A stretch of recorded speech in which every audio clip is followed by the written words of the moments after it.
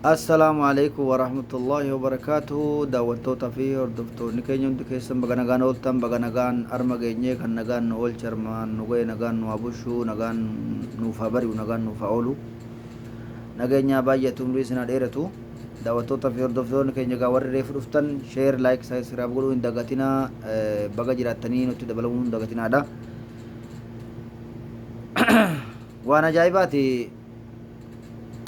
Yaada lamaan qaba, yaada lamarraa hin dubbachuu barbaade. Waan akkaan nama ajaa'ibu hin kolfin siqqaaraa hin laalin si dhaalaa san taate dubbiin miidiyaa tanarra deemaa jirtu bulimaa meeqa keessatti jawaaba taatee deebite irraa dubbachuu barbaade. Teknoloojiin amma deemu kun yoo kheyritti dalagan magan ajri isaa baay'ina, yoo sharritti dalagan magan maasiyaa baay'ina jedhamee duraanuu dubbatame. Inni sharri dalagee maasiyaa dalagees isa nagaa qabu gahutti jedha jechuun maaliif sheer godhaa inni sunis ilaaleetuma waa daawwataa achumaan inni waan beeknes achumaan waa baratee bilginnaa biraa keessa galaa.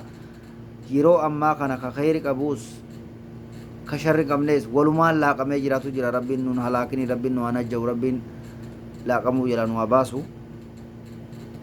Waan akkaan nama ajaa'ibu.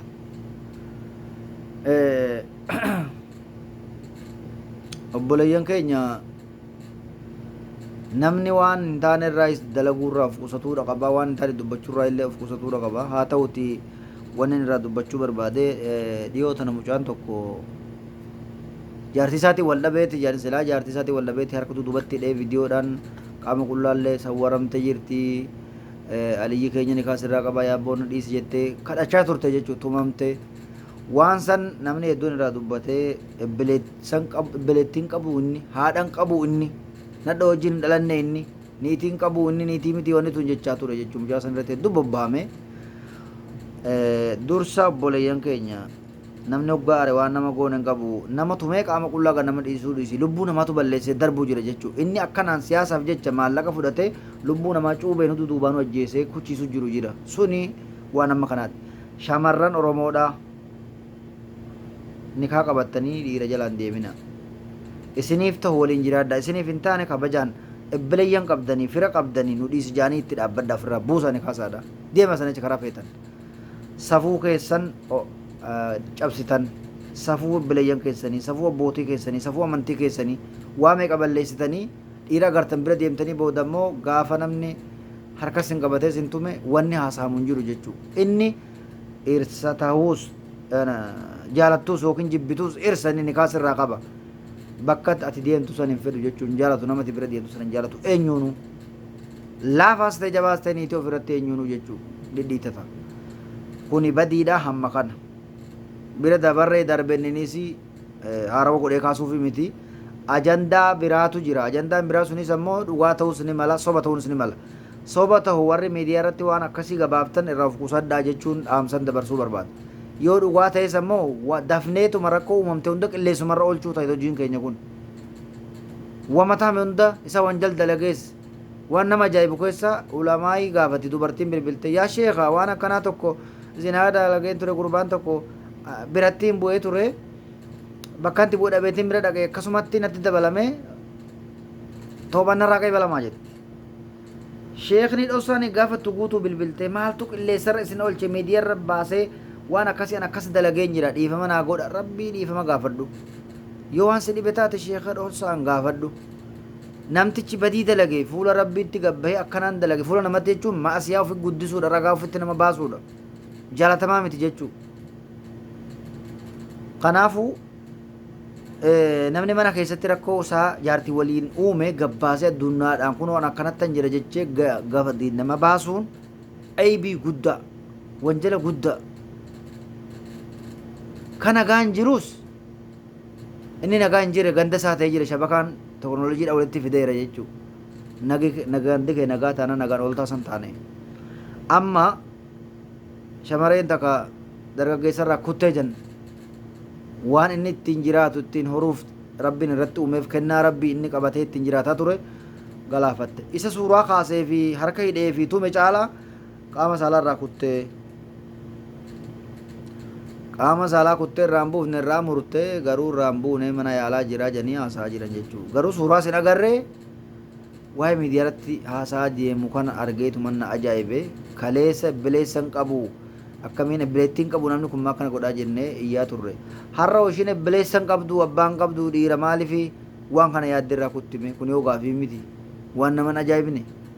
Yoo ta'eef jaarsa wajjin jiraatu yoo hin taane immoo biraa deemu maaliif qaama saalaa kutuudhaan utaalchuu kana bira geessi waan nama ajaa'ibu waan nama akkaan ulfaatu jechuudha. Qaama saalaa namaa kutuurra morma namaa kutanii bira deemu wayya lubbuudha dhabameera du'ee kalas nagaatti hin qarbamaan awwaalama garuu qaama saalaa irraa kutanii dhalchuun ta'u dhaluun ta'u dhibanaa namaa ta'e jira akka jiraatu godhuun idimee isaadhaa gadda godhuun kun farra jechuudha. Kana diinni hamaan diina isni Oromoon balaaleffatu milli kara kana kutee morma nu kutee jiru sanirra diinni jabaan kana jechuudha. Yaa ilmaan Oromoo yaa ilmaan Islaamaa gocha rabbiin jibbuus hin dalagina gocha sabni keessan jibbuus hin dalagina maqaa kan sin balleessuus hin hojjetina kan ahlii keessan maqaa balleessuus hin hojjetina amma nadhoon akkana hojjette tuni nadhoo haadha abbaan hin guddisinii baalagee akkamii jechuutu dhufu niitiin dhirsa malee nikaa qabattee karaa agartee deemtus dalga guddatteedha maqaan ishii intala abbaan hin guddisin dalga guddattee abbeemoon ogumaan si guddise si nyaachisee si obaasee si uwwisee si guddisee ati immoo abbaa kan kee yoo du'eessa qarbii keessatti arrabsiifta yoo jiraate qilleessa duratti arrabsiifta jechuudha.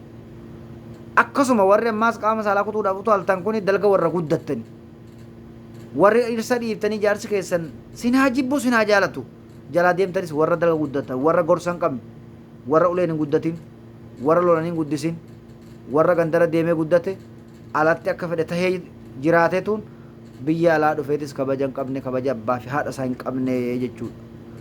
Kanaafuu dursa qaamaa qalbii keessan kabajatti hora lammataa haadha abbaa keessaniif kabaja hora sadaffaa jaarsarraa waliin bultan kabaja horaa fi ta'uu jaarsaa ta'uu baatu adda baha kabaja atii baruu dhiira kana jalaa baate kan biraa hirumuun keen oolu gurri kan kee kuni ala si baha jechuu arabni akka jedhu moggaa makmaaku أنت في الفندق أخبارك في السوق جان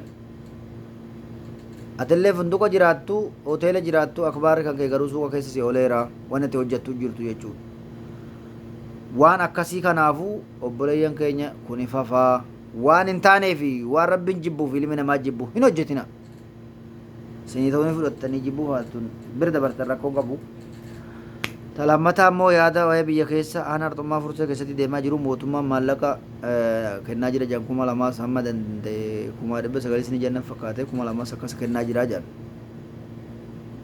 akkana gannaquu jira jedhan maallaqa dadhabdootaaf jee egaa nama mana keessa jiru jireenya isaa uffatees jee nama immoo qabeenyas qabaadhu qabaattu sumaadhu eega dhattee xaaba na barreessa jetteeni maqaa isa barreessa maallaqa akkasitti fudhattee deemuma jedhan egaa immoo uummata keenya manni irraa gubatee muka jala taa'aa jira rakkataa jira daasa kee jira mana barumsaa keessa jira jireenya akkasitu jira jechuudha eenyuun nu gubee eenyuun nu rakkisee osoma bi'een nu liqimsinee gargaaruu dadhabnee taa'utti jirru dhoksinee liqimsinee ulamaa'i maallaqa fuudhanii uummata gargaaruudhaaf dhaabbachaa turan waan uguramanii callisaniif hin bi'een nangammaa liqimsineetuma eegaa jira garaanu jira har'a immoo mootummaan gabbayeeti maallaqa kennu jira jedhan maallaqa kennu jiran kana waan kennaniif uummanumti keessa jiru kun uummatumti fudhate kun hiikatti godhatuu qaba waan kana beekuu qaba ilmayyoon jaldoo waan jette jedhan haadha xiyya tana jaalala ishii naaf hin gallee haadhuma ishii dhalte jaalalli isaa kun naan gallee jette jedhan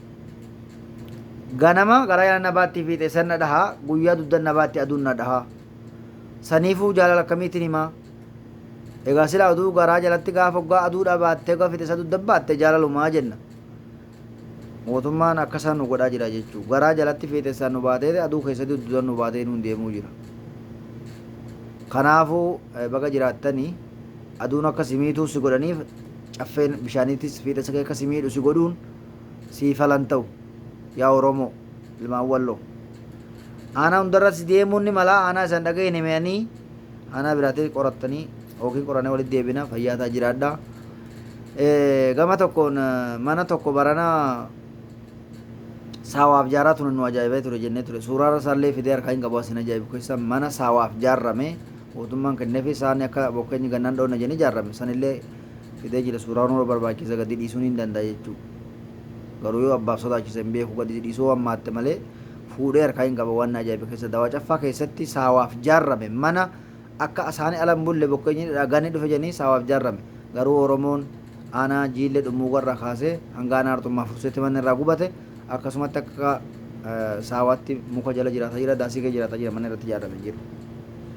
Kun amma kana fayyataa jiraadhaadha umriin nagaa sinaa ta'u. Waan ajaa'ibe tokko jira dabalata nama waa'ee ummata Oromoo walloo rakkoo keessa jiru kana irraa dubbanna je'ee dubbadhe ulamaa'ii sadii maqaa isaanii wiliin gabbaasuuf ta'a.